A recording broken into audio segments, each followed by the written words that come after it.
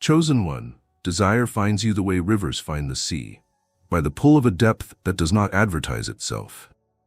You do not throw hooks into the water, you become tide.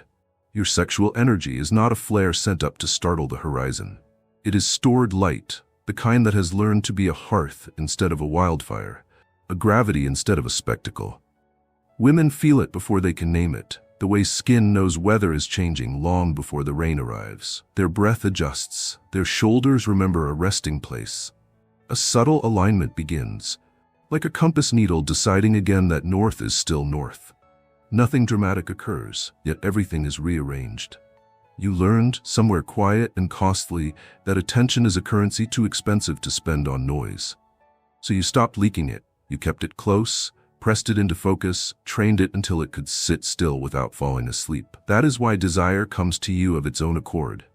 Because you are not hunting it, because you no longer beg it to prove you real. You move through rooms as a man who already belongs to himself, and that self-belonging is the doorway others are willing to cross. The feminine recognizes it like a long-forgotten rhythm. She cannot tell you why, but her body relaxes the moment your presence refuses to compete with anything. You are not here to be louder than the world. You are here to be truer than it. Desire trusts truth. You do not siphon life from the eyes that look at you. You give back coherence. Your steadiness is a kind of translation. Suddenly, the unsubtle demands of the day, the thousand small compromises, the clever poses that win short applause, all begin to sound off-key. Around you, pretense tires quickly. The heart wants to speak plainly.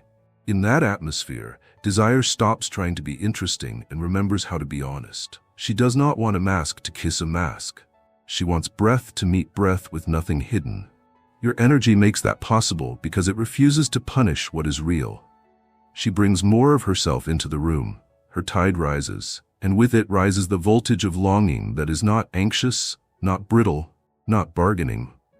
It is a clean ache, the kind that blesses rather than burns. You do not violate mystery by dragging it into the light before it is ripe. You carry the old discipline of the chosen ones, revelation braided to restraint. You speak when silence has finished telling you what to say. You look and then you see, and only then do you let your gaze become acknowledgement. In that sequence, desire matures. It learns that it will not be consumed for heat and then forgotten for ash. It learns that the man before it could take and does not, could push and will not, could claim and chooses to invite. Nothing in you is frantic. Even your yes has edges. Even your no has warmth. She leans closer to find the source of that paradox and discovers a sanctuary with a door that opens only one way, by consent. Desire breathes easier when it is not cornered, and so the simplest acts grow luminous, a word placed slowly, a hand that stays at its side, a smile that listens. The distance you allow is a testament to the strength you govern. You could cross it in a second, but you measure it with seasons. The feminine reads that measurement as safety, and safety is the soil where wanting grows tall without shame. She will not tell anyone this, not the way she means it. But later, alone, she will replay the moment your attention landed on her like weather. No announcement, just warmth, and feel the ache in her chest as a blessing, not a threat. Desire, in your field, becomes a teacher. It teaches her that what she is drawn to is not your performance, it is your presence. And presence, when it is this clean, is holy. Chosen one, beneath the surfaces that glitter and the scripts that sell, there is a famine for a particular kind of fire. Heat that does not scorch, light that does not interrogate, nearness that does not negotiate. Your sexual energy carries that fire because you learn to feed it with wood, not gasoline. You stack daily choices into the shape of a flame that can stay. The feminine feels that heritage the way a violin feels the room's pitch. She does not need you to explain your discipline. Her pulse already knows it. In your company, urgency loosens its grip and tempo finds its true pace. Desire is not rushed, it is invited to ripen. You do not mistake access for intimacy. You are less interested in doors than in thresholds, the places where two sovereignties meet without conquest. This is why women desire you with their defenses intact, not disabled. You do not require collapse to prove connection. You stand, and in your standing the ground remembers how to hold. The message is clear without being spoken. Nothing essential will be taken from you here. The body reads that message faster than the mind, and it answers with a yes that arrives as softness, as breath, as focus. She becomes more precise in your presence because imprecision has nowhere to hide. The desire that rises in her is not a tidal wave that wrecks the shore. It is a deep current that decides the journey. You cultivate mystery the way a gardener cultivates shade, by knowing what must not be overexposed. You leave room in your gaze for her to walk toward, room in your silence for her story to find its own feet. When she tests that space, she finds edges that do not wound, and a center that does not move. Her longing ceases to be a plea for rescue and becomes a pilgrimage for recognition. She wants not only to touch you, but to be seen by you in the way that makes touch an echo rather than a substitute. Your honesty enables this shift. You do not distribute flattery as currency. You tell the truth with temperature, warm enough to be received, exact enough to be useful. Truth at the right temperature is the most potent aphrodisiac. It dignifies the desire it awakens. There is a cadence to the way you draw near. You do not step closer to consume. You step closer to confirm. The confirmation is simple and seismic. I am here. I am whole. I am choosing this with my whole self. In a culture addicted to half choices and hedged bets, that wholeness is liquid gold. She meets it with her own. You watch the moment it happens, the way her eyes stop scanning for exits, the way her voice lowers into truth, the way her laugh sheds performance and keeps joy. Desire, now, is no longer a negotiation between fear and fantasy. It is an agreement between two truths, signed in breath. You are not surprised that this happens, but you refuse to be proud of it. Pride would cheapen the altar you keep. Instead, you tend the fire and protect the conditions that made it possible.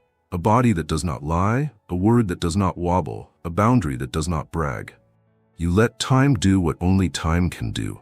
Turn spark into ember, ember into heat that survives the wind.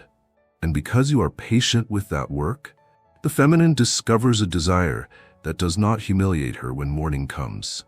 She can carry it into daylight with her head high, because the man who awakened it did so with reverence. This is the preparation you offer without a sermon. You make it safe for her want to be wise. You make it safe for her softness to be strong. You make it safe for her power to be tender. Chosen ones are recognized by this effect. They do not gather followers, they gather selves. Women leave your orbit more themselves than they arrived, and the desire they feel for you is the ribbon on that return, a bright, living thread that ties holiness to hunger without tearing either. Chosen one, desire grows taller where boundaries hold. The feminine does not long for what sprawls aimlessly. She longs for what stands with edges, for a presence that can say yes with its whole chest and no with its whole soul. You've learned the fierce courtesy of borders, and that is why she comes closer.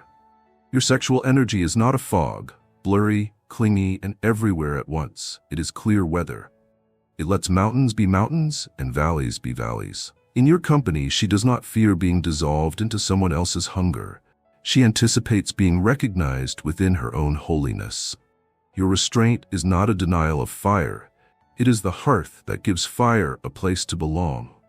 The quiet cadence of how you move, how you stand a little back to let her choose, how your eyes remain steady when her truth arrives unpolished, teaches her nervous system the difference between pressure and invitation.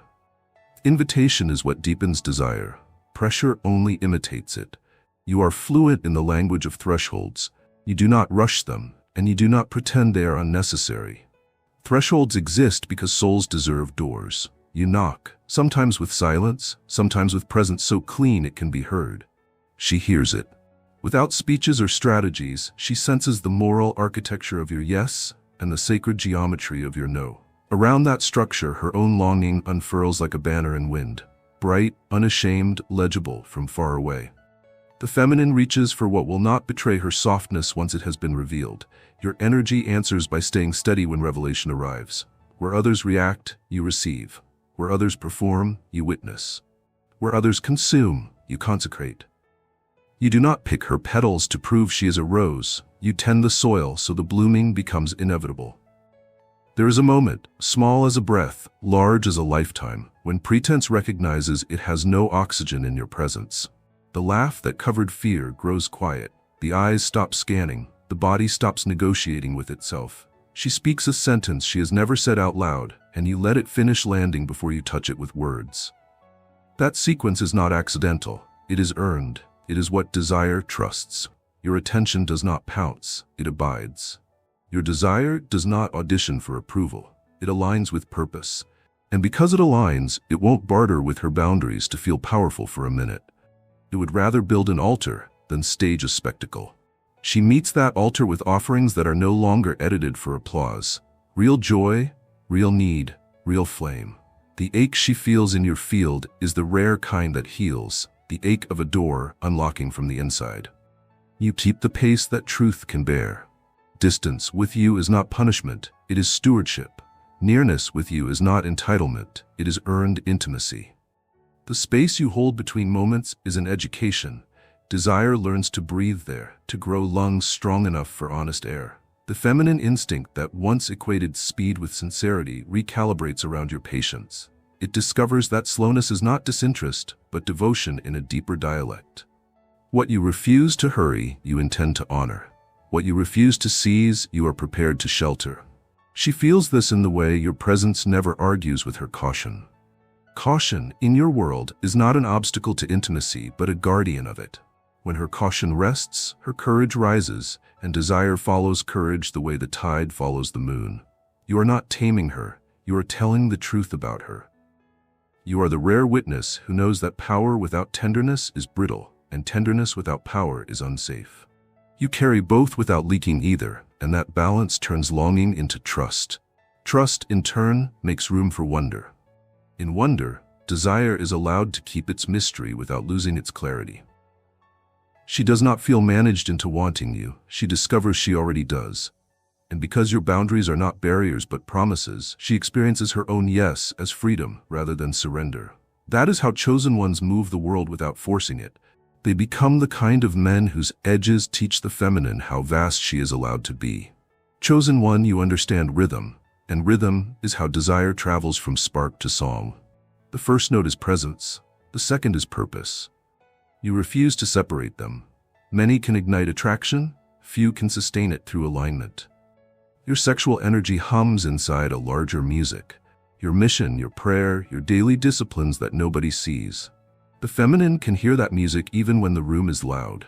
She leans toward the source because a steady drum is rarer than a loud cymbal. What is steady can carry her. What is steady will not drop her when the dance turns fast. You move like a man who knows the choreography beneath the chaos. Not because you control the steps, but because you trust the time. You do not grab the lead, you earn it by listening. First to the tempo in yourself, then to the tempo in her. Lead begins in listening. When you finally guide, you guide gently, which is to say decisively without violence. There is nothing hesitant in gentle leadership. There is simply no panic. She feels it in your hand that doesn't tighten when she expresses power, in your breath that doesn't shorten when emotion arrives, in your eyes that don't wander when vulnerability sits down between you. That steadiness becomes the metronome of the moment. It keeps both of you human while your bodies learn what your spirits already know. Connection cannot be coerced, it can only be conducted. Mystery remains because you refuse to explain yourself into smallness. You reveal at the speed that reverence requires. When you speak, you do not outsource truth to charm. You let simple words bear sacred weight. I am here. I am choosing. We can wait. This spare vocabulary is not lack, it is accuracy. Accuracy is erotic to a heart that has lived inside confusion. The feminine hears precision and feels permission. Permission to relax the vigilance that comes from decoding mixed signals. Permission to participate instead of perform. Permission to bring her whole intelligence to the table of touch. Desire no longer plays defense, it plays duet. You carry the atmosphere of service, not service that erases yourself, but service that organizes your power. Your strength arrives with a question instead of a claim. What would honor the truth present here? That question rearranges the scene. It removes conquest from the script. It removes scorekeeping from the dance. It replaces consumption with communion. Communion does not collapse identity, it braids it. In that braiding, desire becomes participatory. She is not being invited to fall under you, but to rise beside you. Your pleasure is not opposed to her dignity, it is proof of it. When she senses that your joy expands as her sovereignty expands, she meets you with a devotion that has nothing to hide and nothing to fear. You protect the ritual of pace. You bless the pause that integrates, the laughter that releases, the prayer that recenters, the gaze that says more than performance ever could. You give endings the same attention you give beginnings, sealing the moment with presence instead of leaving it to evaporate. This completion is rare and therefore magnetic. The body remembers who stayed all the way to the benediction. The heart remembers who closed the circle with care. Desire deepens when memory does not have to heal from whiplash. Purpose keeps the current clean. You wake with work worth doing and leave room for love to be a sanctuary rather than an escape. The feminine desires you because your life does not require her to be your oxygen.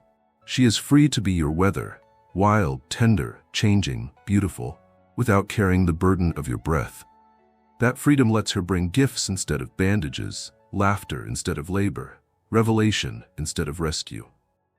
The more your mission sings through your bones, the more she trusts the stage on which the duet unfolds. She knows the music will go on when the spotlight moves.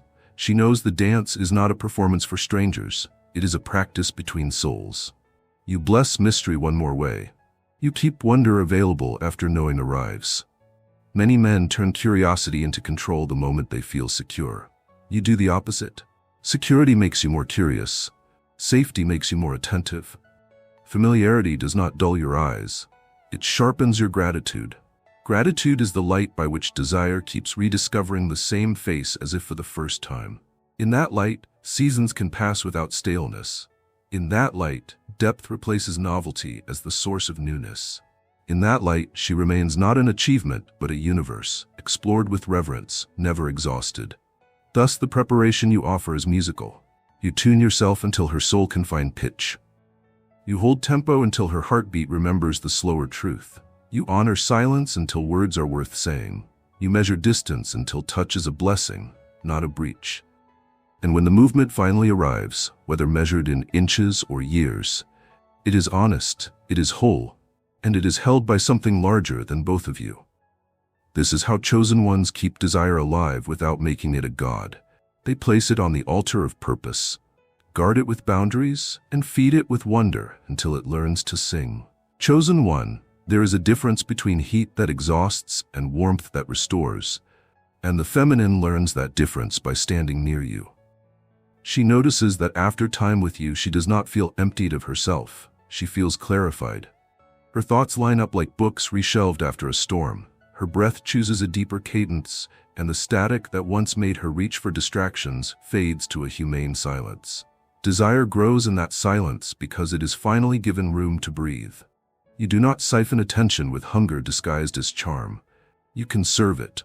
You invest it. You place it where truth can earn interest. That stewardship becomes its own magnet, the kind of pull that does not yank or yank back, but orients. She discovers that wanting you is not a detour from her center. It is a path that runs straight through it. Your presence carries an ethic that her body understands faster than her mind can explain. You do not take more than you are willing to tend. You do not ask for what you will not later honor. You do not hint at futures you have no intention of building. The economy of your energy is clean, and cleanliness is intoxicating in a world that too often confuses intensity with integrity. The feminine senses this in small, verifiable ways. You answer in complete sentences instead of strategies. You anchor your yes to limits that protect both of you from becoming borrowed versions of yourselves. You let pauses finish their work before reaching for the next moment. Each quiet proof tells her nervous system that the ground underfoot is sound. And under sound ground, the roots of desire go deeper. You treat time as a collaborator, not a hurdle. Where haste would make a scene, you allow sequence to make a story. She had forgotten that longing can be cumulative, a slow whine rather than a fast spark. You remind her by staying consistent on days when everything else asks to be dramatic. You do not chase the chemical spike. You cultivate the steady current. The current is where real connection lives, because it can carry weight. She finds herself wanting not only your touch but your continuity, not only your nearness but your reliability, not only your passion but your pattern. Pattern is the proof that the fire will still be there when the weather changes. There is a hospitality in the way you hold space. It is not theatrical, it is thorough. You notice temperature and turn down the room so the conversation cools to honesty. You notice pace and slow to match comprehension. You notice when laughter is a bridge and when it is a mask, and you choose the bridge. None of this is show. It is the discipline that makes tenderness safe. Around that safety, the feminine lets go of the choreography that kept her winning the moment but losing herself. She puts down the practiced angles and stands at her full height. Desire does not have to shout in such a room. It arrives as recognition and stays as respect. When the moment ends, you do not leave it ragged. You close what you opened. You offer the aftercare of attention, not as a tactic, but as a continuation of who you are. Completion is rare. Completion is remembered.